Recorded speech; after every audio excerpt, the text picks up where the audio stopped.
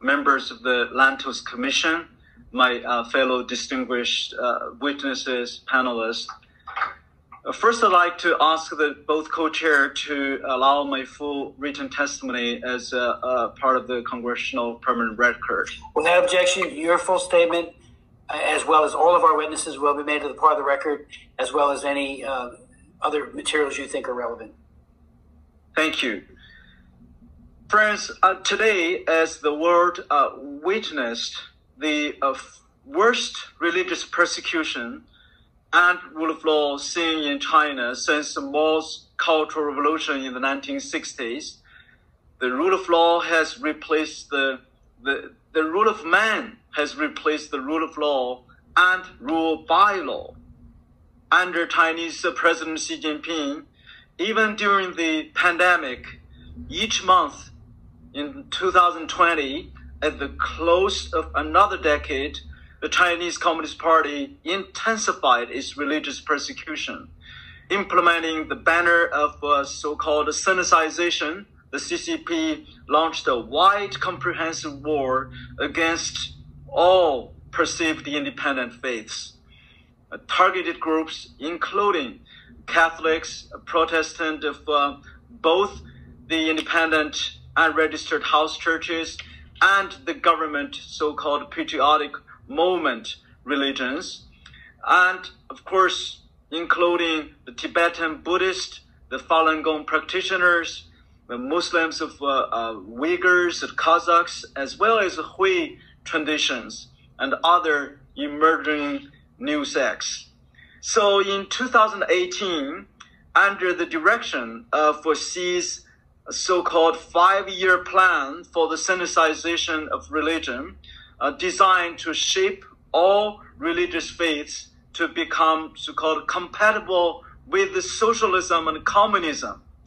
In the persecution against the Christian communities, for example, the CCP intends not only to put Christianity or Christian faith under its full control of its evil government, but also with the intention even to wipe out those the genuine faiths and the followers of Christian faith. As official, even the government-sanctioned churches, as I just mentioned, their crosses, thousands of crosses were being demolished, being burnt, being destroyed, and also many of the churches, if they are allowed to exist, they are forced to sing the Communist Party revolutionary songs during the Sunday worship, to fly and wave the Communist Party flags on the pulpit, and to listen to the secondary sermons censored by the party leaders. So as of today, the CCP completely outlawed any non-government churches called house churches. And this include, of course, other religious faiths too, in the Muslim mosques and Buddhist temples. Those clergymen, those members were also forced to sinicize the religion by placing Chairman Xi Jinping's portrait, replacing their religious symbols like crosses and others. So in 2020 alone, China Aid, according to our research, we find those the Communist Party authorities raided the Christian families' gatherings. Even in their own homes during the pandemic, family members were being taken out and detained for their worship.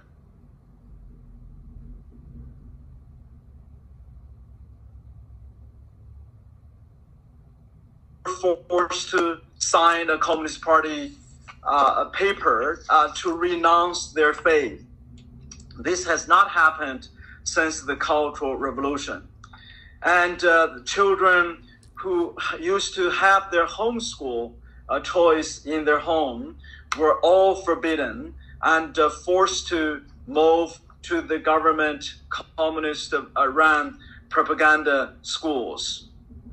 So the CCP basically attempted to wipe out all these independent faiths and forcing believers who are holding the professions such as a teacher, as a doctor, as a nurse, they are all forbidden to believe their faith or practice their faith. Authorities require the schools and parents to basically totally give up their faith. So officials also remove all the access to their secret literatures like the Bibles from any platforms, bookstores and online like platforms in the e-commerce. So we have seen this deteriorating situation reflected in a number of cases. We have seen the increase of the arrest, arbitrary detention of thousands. Of course, we already, both chairman and other members of this commission have mentioned the genocide in West China, in Xinjiang. Of course, the crackdown even in Hong Kong, under the so-called national security law, churches, the banks were being frozen for simply being provided food and shelter for those peaceful protesters. So let me give you a few examples that I want your attention on this deteriorating situation of religious persecution and rule of law.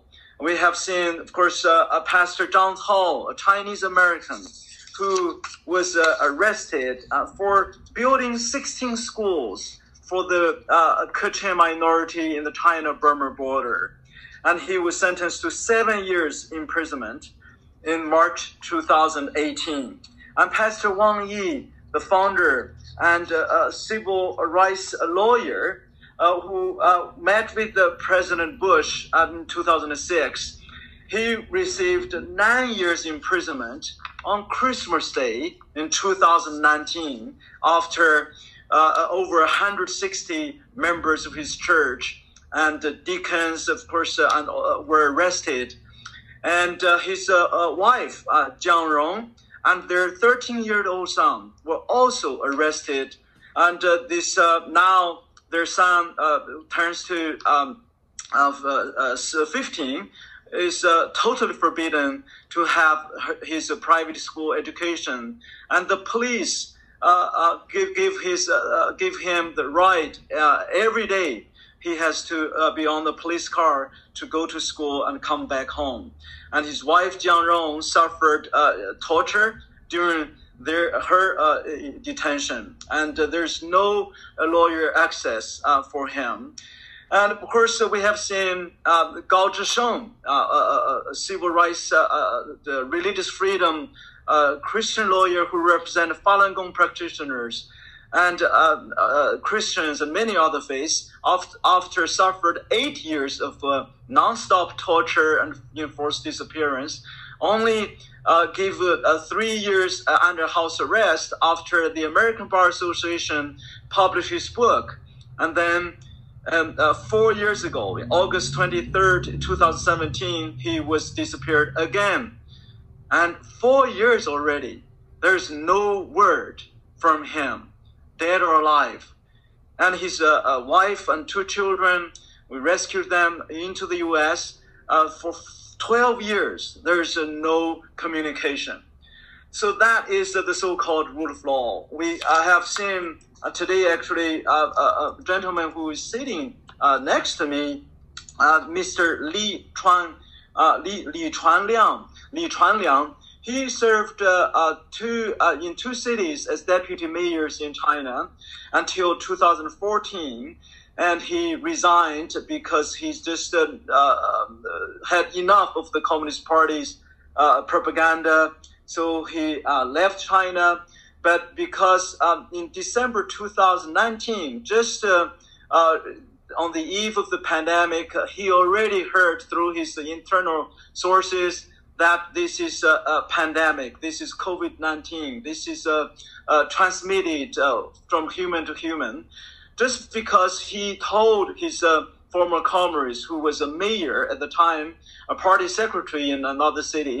So that party secretary just started mobilizing, before the Xi Jinping ordered, of course, the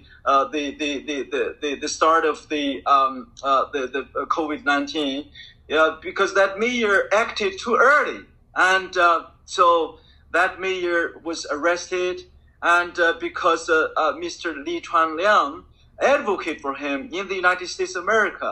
Now his wife, not his wife, his pregnant daughter, and his son-in-law, his